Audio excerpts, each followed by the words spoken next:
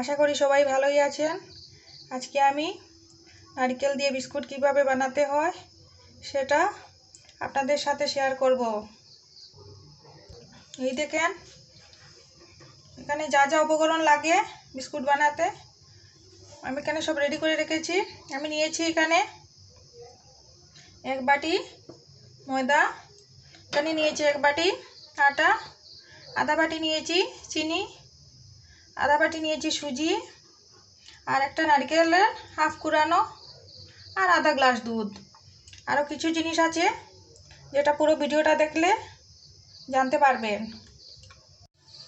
এখন আমি দুধটা বসিয়ে নিয়েছি। এখন আমি এর মধ্যে দিয়ে দিচ্ছি ওই চিনিগুলো। এখন আমি ডোটা রেডি করে নিচ্ছি। প্রথমে দিয়ে দিচ্ছি এই আটাগুলো, তারপর দিয়ে দিচ্ছি এর মধ্যে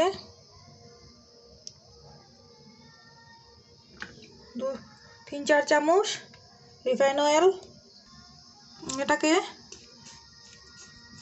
কিছু মিক্স করে নিচ্ছি।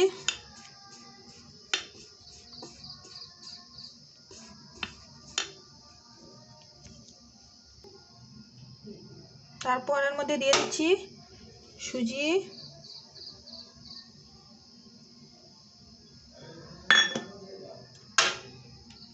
নারকেল,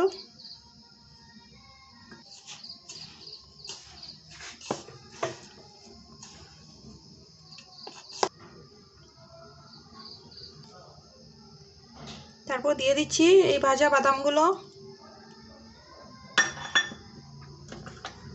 আর দিয়ে দিচ্ছি এলাচের গুঁড়ো। এখন এটাকে ভালোভাবে মিক্স করে নেব।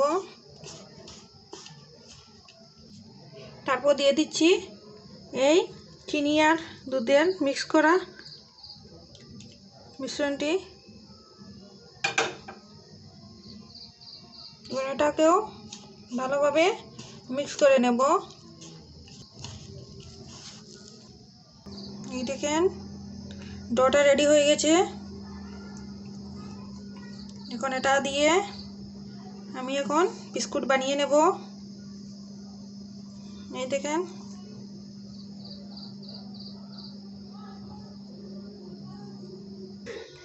এভাবে বল বানিয়ে সাজের মধ্যে রেডি করবেন।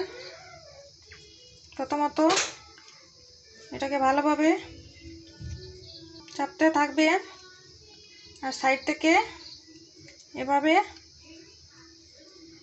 সাপোর্ট করবেন। হাত দিয়ে সাইড থেকে এভাবে চাপ দেবেন। দেখবেন সাইডের ফিনিশিংটা এসে যাবে। এই দেখেন সাইডের ফিনিশিংটা এসে গেছে। তখন এটাকে আমি সাজ থেকে উঠিয়ে নেব। এই দেখেন বিস্কুটটা এভাবে বানাবেন। এই দেখেন বিস্কুটটা রেডি হয়ে গেছে। সাজ থেকে উঠিয়ে নিয়েছি। এখন এটাকে আমি তেলের মধ্যে ভেজে নেব। তেলটা গরম হয়ে গেছে। এখন আমি বিস্কুটগুলো ভেজে নিচ্ছি। এই দেখেন এটাকে মিডিয়াম ফ্লেমে ভাজবেন, নাহলে ভিতরটা কাঁচা থেকে যাবে।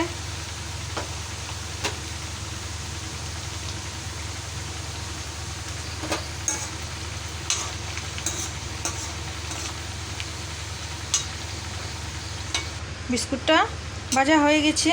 এখন এটাকে আমি নামিয়ে নিচ্ছি। এই দেখেন নামিয়ে এটাকে আমি টিস্যু পেপারের মধ্যে রাখছি, কারণ এর বাইরের এক্সট্রা তেলগুলো টিস্যু পেপারের মধ্যে লেগে যাবে।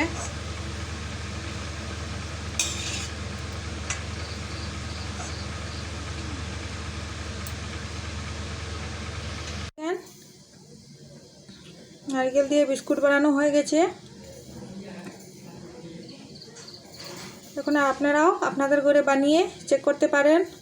আর আমার এই বিস্কুটের রেসিপিটা যদি ভালো লাগে থাকে তাহলে অবশ্যই লাইক করবেন, শেয়ার করবেন আর সাবস্ক্রাইব করতে ভুলবেন না। Thank you.